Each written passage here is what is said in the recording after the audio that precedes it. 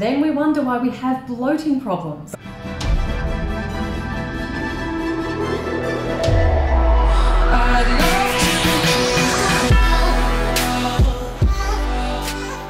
Welcome back to the channel. So today's video is a little different. It's a joint video for Amelia Liana, who has 441,000 subs here on YouTube, and Danielle Mansutti, who has 1.2 million subs here on YouTube. So they're reaching a massive audience. We've had a lot of requests for both of these beauty vloggers, and we thought we'd address them together because the answer to both of them is the same.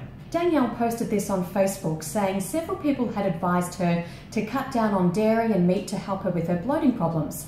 Of course, like most people, her diet consists of so much of it. And she's asking, what does your diet consist of if you don't eat dairy and meat? She also posted similar questions on Twitter asking for alternatives and meal ideas. So Danielle's problem seems to be bloating. Then on Amelia's channel, she posted an emotional health update video in which she also talks about digestive problems, including pain and bloating, etc.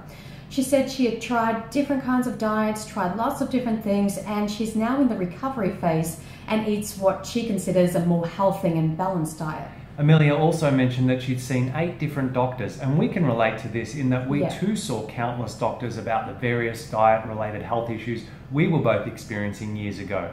What we didn't know then, and what most people don't know, is that most doctors receive little to no nutrition education, and so often even know less about nutrition than their patients. And as for most dietitians and nutritionists, their advice is financially influenced by large food corporations and therefore biased towards their interests. This is why it's important to do your own research and take advice from doctors who have a proven track record backed by peer-reviewed science of preventing, treating and reversing diet-related health issues with nutrition. So both Danielle and Amelia's digestive problems are very common, and we get asked about bloating all the time. Heaps. So we hope this video helps them and anyone else suffering with bloating. Now both Amelia and Danielle are still eating animal products, so this is the first and most important thing to address. The thing is, humans behave like omnivores, but are anatomically and physiologically herbivores for the following reasons, as detailed in this video, which is linked below. Claws, jaw structure and motion, teeth, length of intestinal tract, stomach volume relative to GI tract volume, body cooling, how we drink fluids, vitamin C production, mouth size compared to head size, saliva and digestive enzymes, stomach pH, vitamin A toxicity. And atherosclerosis. True omnivores or carnivores like tigers, lions, bears, dogs, raccoons, cats will not develop this disease no matter how much cholesterol or saturated fat they eat. But it's our leading cause of death. In fact, 14 of our 15 leading causes of our death have been scientifically linked to eating animal products. And a whole plant foods diet can not only prevent, but also treat and in some cases even reverse our leading causes of death. So we act like omnivores, even though we're herbivores. And then we wonder why we have bloating problems. Those products are not meant to be in our bodies, as our digestive systems are not designed to process them. Amelia also says that she can't digest raw foods, and yes, raw foods can be difficult to digest for some people, and we hear similar things from people all the time about how they're not able to digest certain plant foods, like starches for example. But until we take animal products out of the diet completely for a significant period of time, we can't objectively tell what else might be causing the problems. And we can see just how many animal products Amelia is eating in her recent What I Eat video. The sea bass, please, and the shaved fennel salad, the carpaccio black sea bass. So there's kind of like something for everyone on that menu. We like salads, loads of veggies, and so we had a lot of different mains. We had like some tuna, some grilled fish, burgers, real Milanese. Like there was a really big mix around the table. But then in her health update video, she says, my body has trouble digesting protein, so I take like a digestive aid because I do eat a lot of protein. You don't need a digestive aid. You just need to stop eating protein from animal products because that's what your body is having problems digesting. And we can do it, but we're not meant to do it. And so we pay the price with our health. And even if there's something more serious going on like Crohn's disease or colitis, whatever the disease is, the least we can do is eat whole plant foods because that's what our bodies are designed to eat. All right, so now that we've established that a 100% plant-based diet is the baseline, we know that a lot of you out there will be saying, well, I already eat a vegan diet, but I still have digestive problems. And that's because not all vegan diets are created equally. For example, take a vegan junk food diet.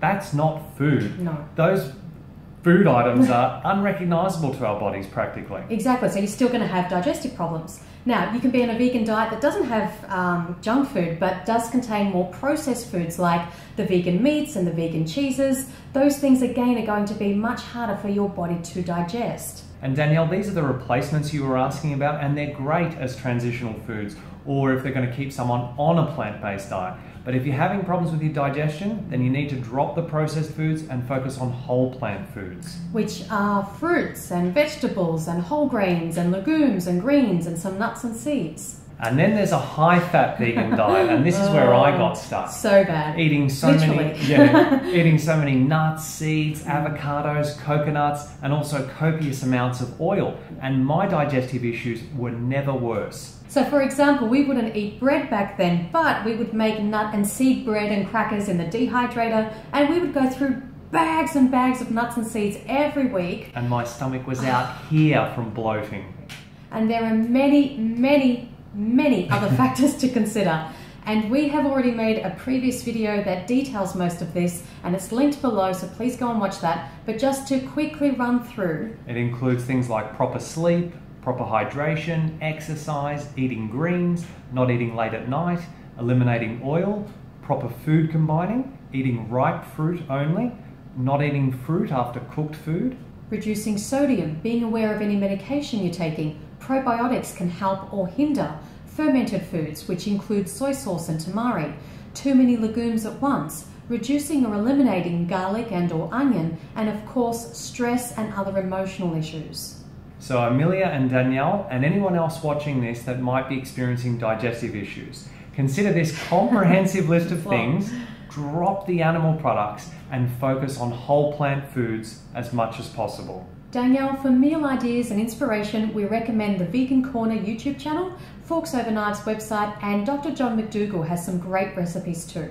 And what we want to add here is that one of the best things about focusing your diet around whole plant foods is that no calorie restriction is needed to lose weight. No dieting that leads to binge eating and subsequent weight regain, and no calorie counting. And Danielle has come under fire for this on Twitter recently. She only eats 1,400 calories as advised by her personal trainer because she's trying to lose 3 kilograms. Well, Danielle, this is my body. I am 36 years old and only 5 foot tall. I do moderate but consistent exercise, and I eat at least 2,200 calories and typically around 2,400, give or take. And yes, I still occasionally enjoy pizza, but without the meat and cheese. And that is what makes all the difference. Change the source of your calories from high fat and protein animal products to predominantly whole plant foods, and you can drop the restriction too. And that's because not all calories are utilized equally.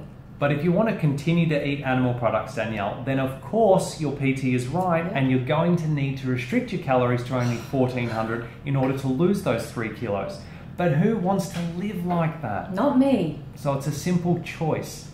And of course, we've only focused on the health implications of our food choices in this video, but it's really important to remember that the full ramifications of what we choose to eat extends well beyond just our personal health problems. The confinement, rape, mutilation, and mass slaughter of innocent animals for meat, dairy, and eggs, and the destruction of the environment all need to be considered at every meal. Thank you so much for watching, guys. Let's make sure that both Danielle and Amelia see this video because it will definitely help them out. Yeah, we've linked their social media below, so please share this video with them. And we've also linked a heap of resources below for people to follow up and to learn more. Give this video a like, we want your thumbs up. Leave a comment for us and make sure you subscribe to the channel if you haven't already. And remember until next time that going vegan isn't even the most we can do. It's the least we can do for our health, for animals, and the planet. See you next video. Bye, guys. Yes, exercise is important, and I'm going to talk about that later on, but the focus has to be on diet. So what do I eat? Here's a summary. Whatever fresh fruit